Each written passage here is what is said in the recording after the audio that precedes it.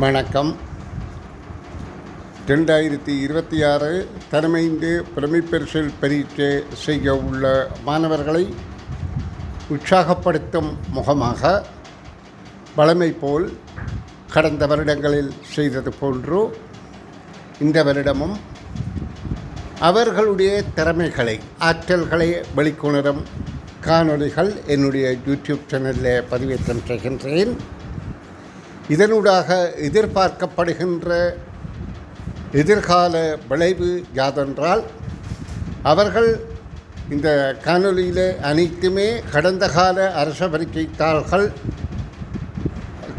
வினாக்களுக்கு மாத்திரம் விட இலகுவாக வெளிப்படுத்துவதாக இருக்கும். அப்போ அவர்கள் அந்த கடின வினாக்களுக்கு எவ்வாறு இலகுவாக விடையளிப்பது என்ற பயிற்சியை பெறுவதன் மூலம் எதிர்கால தங்களுடைய எதிர்பார்க்கின்ற பரீட்சையில் கேட்கப்படுகிற கேள்விகளுக்கும் சிந்தித்து விடையளிக்கிற ஒரு ஆற்றலை உண்டு பண்ண முடியும். அது மட்டுமல்ல, இந்த பிள்ளைகள் எதிர்காலத்தில் தங்களுடைய ஆற்றலை மற்றவர்களுக்கு வழங்கக்கூடிய தங்களுடைய ஆற்றலால் தங்களிடம் உள்ள திறமைகளை மற்றவர்களுக்கு பயன்படும் வகையில் வெளிக்காட்டக்கூடிய ஒரு சிறந்த பிரச்சனைகளாக உருவாக்கி விடுவது மிகச்சிறந்த செயல் என கருதி இவ்வகையான காணொளிகள் பதிவேற்றம் செய்கிறேன். இப்பொழுது நான் என்னிடம் கல்வி கற்கின்ற மாணவர்களுடைய காணொளிகள் மாத்திரம்தான் பதிவேற்றம் செய்கிறேன் என்பதை அறியத் தருகின்றேன்.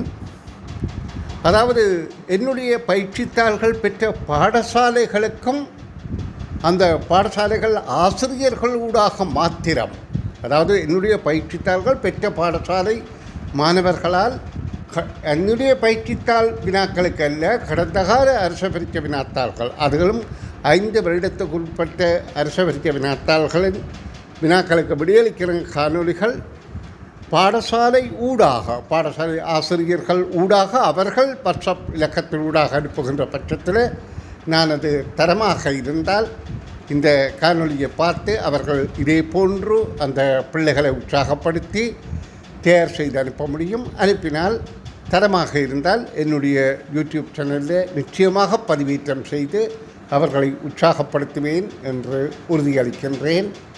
தரமாக இருந்தால் மாத்திரம்தான் என்பதை மிக கவனமாக கருத்தில் கொள்ளுங்கள். நன்று. இனி மாணவரின் திறமையை பார்ப்போம். வணக்கம். 2025 நடைபெற்ற புலமை பரிசில் பரீட்சையின் பகுதி 1 14வது கேள்விக்கான விளக்கம்.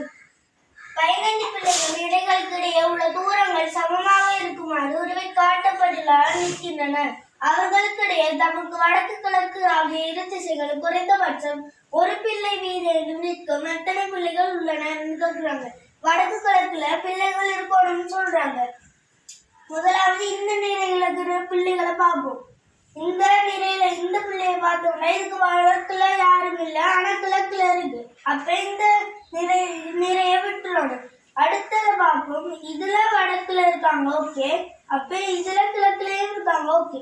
அப்ப 1 இதுலயும் வடக்குல இருக்காங்க இந்த பிள்ளை, இதுலயும் கிழக்குல இருக்காங்க, அப்ப 2 இதுல வடக்குல இருக்கிறாங்க, இதுலயும் கிழக்குல இருக்கிறாங்க, 3 இதுலயும் வடக்குல இருக்கிறாங்க, இதுலயும் கிழக்கு இருக்கிறாங்க, 4 அப்ப 4. அடுத்தது பார்த்தோம்னா அதுல கிழக்குல ஒரு ஆளும் இல்லை, அப்ப ஓகே 4 இருக்குது.